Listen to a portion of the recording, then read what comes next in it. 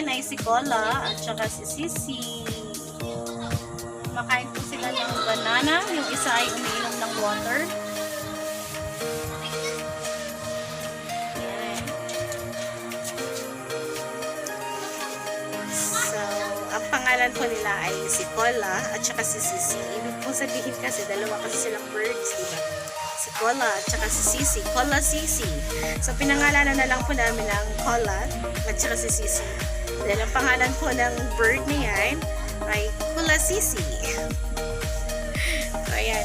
Pinangalanan po ng aking dalawang anak. Ang pangalan nila ay pinag-iba din ang pangalan ng Kulasisi.